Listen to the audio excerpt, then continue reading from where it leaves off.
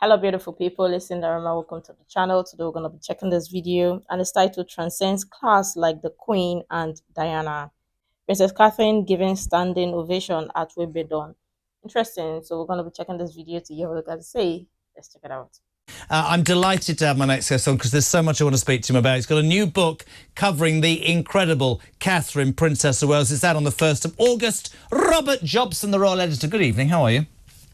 Hi, Jeremy. Yeah, I'm very proud. It just come through today. So where's my copy? Would be the first. No, this is the only one but you'll get it. By the way, peeps, this is a book to go and get. This man knows everything and does it properly. Can I just tell you something? I'm going to make you smile.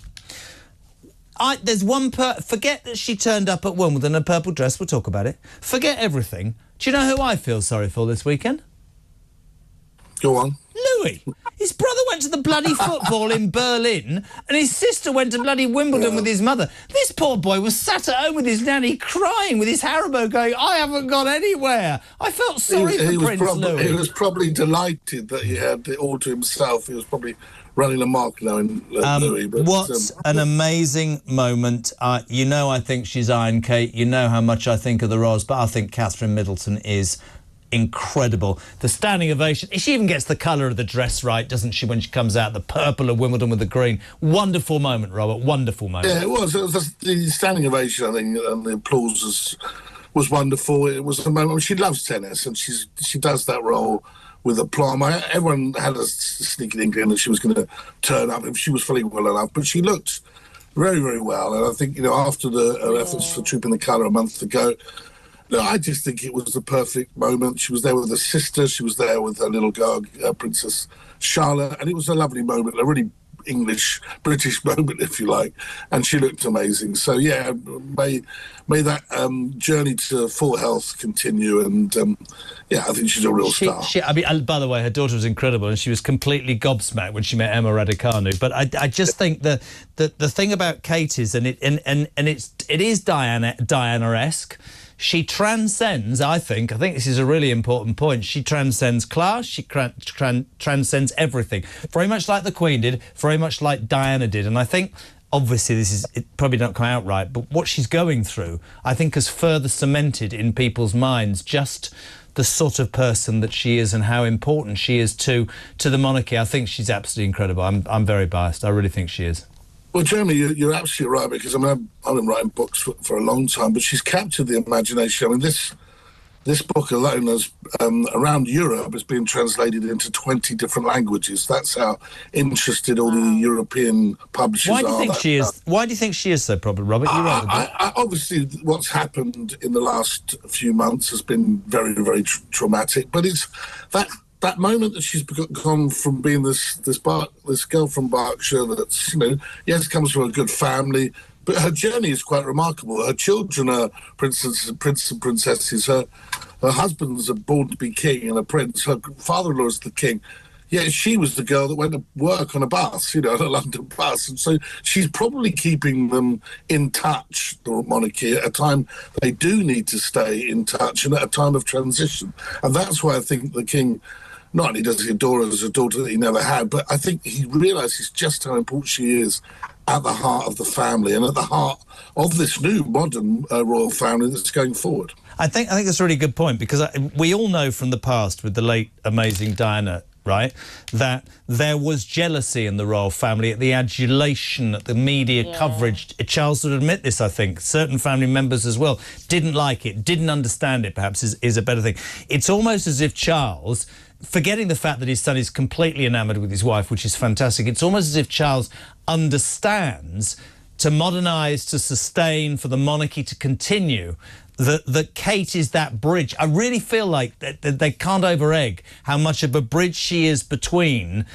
When the Queen died, Robert, we were talking lots on the telly and the radio, and I remember saying something to you, and you said I'd known nothing other than the Queen for my 60 years, 59 years, and I literally, I think in 30, 40 years' time, a lot of kids will say that about Catherine, Princess of Wales. I really do. But I think that moment, as you... Princess Catherine is so relatable in the sense that, look at her.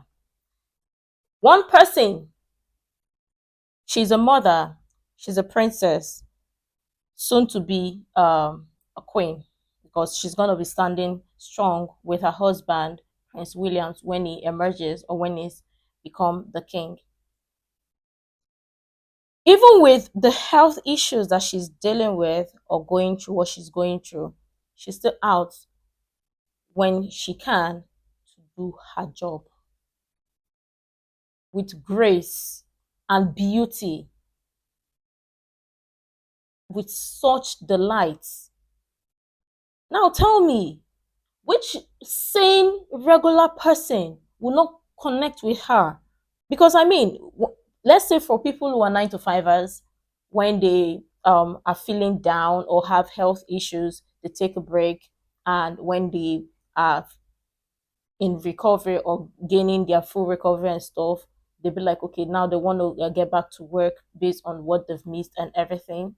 And this is what she's doing. A regular person would connect with her. And you want to tell me people should not be happy or excited whenever she makes appearances when she can?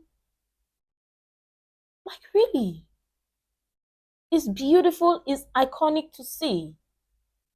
And it's that sort of relatability that speaks so much volume. But let me know what you think. Let's go on. I really do. But I think that moment, as you just call it, Catherine the Princess of Wales, which is, you know, the title of what the book is, because there's the transformation. We've been talking about Kate Middleton all this time. We talk about the Duchess of Cambridge. Now she is probably, I mean, my understanding was that she didn't particularly, you know, it was a difficult act to follow, Diana, but there's only been about 11 Princess of Wales. It's in all our history. And so the reality is, which is quite amazing, that role, she's filling that role now. And there is no, the word, the Princess of Wales, doesn't, you know, immediately make you think of Diana. She has grown into that role. And I think she's going to be incredibly important as going forward during this transition. But you see the king, you know, there's no jealousy at the attention she gets. He understands that she's a beautiful woman. But that's really interesting for me, because that's him. You know, maybe he's got 10 years, 50, I don't know. But that's him understanding, for me, how important the monarchy is. It's not just about one person, and we're going to try and do a whole interview. We're going to try and do one interview without mentioning, but the Montecito massive, as I call them, they don't seem to see the bigger picture. It seemed very much to be about what, and the irony of that is, of course, is that when they got married outside my bloody door, whatever that was, they were on the crest of a wave, and that was thrown away. But I think she's so special, Robert. I really do. Yeah, she is. And you're in a big group of people that believe that now, and I think more than ever after the attacks that were made upon both William and Catherine, you'll see now, I think, just how important they are, how many people now absolutely support them, the way that they raise their children, or the way they bring them out in public at the right moments to support the country and to help benefit people in need, from homelessness to mental health to young children. I think all of these things, they're showing themselves to be the embodiment of service, which ultimately is what the monarchy is about. But I think that's the point. Service is what the monarchy is about. The old man taught me that. You know that. But actually within that, the confines of service and the model and the family, they do appear to be what's the word? Reachable. I mean, him going to the football and just, you know, through gritted teeth saying well done to Spain and hugging all the British players. Young George. My wife wants Oliver's hair to be like George's. So we're in that at the moment. Get me the bloody hairdresser that does that. It's cool. And Charlotte going with them. It just, I think that the royal family with her feels nearer and feels more real. Seems warmer, seems more in touch with real people, and I think that is essential going forward. We don't know how the monarchy is going to evolve over the next 30, 40 years, but as you say, I think on reflection, when in several years' time from now, people will look back at this moment and realise how important she is. I think at the Duke of Edinburgh's funeral, and I think that stunning picture by Chris Jackson when she was just looked down the lens and it was just looked immaculate. I think she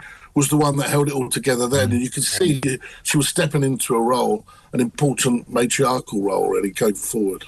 I completely agree. Can I just say on the QT between you and me, it's the wife's birthday on the 5th of August. She's a massive Catherine fan. In fact, once walking a long walk, she waved at us. She was very excited. So if you could get me a signed copy to Victoria. It'll be done. It will be done. And also, I'll make sure you get the details of the launch party, which will be on the 1st of August. I won't say where. I'll be there, mate, the launch party, but send a book to Victoria. Happy birthday, Robert. That saves me buying a present for 25 No quid. problem. It will be done.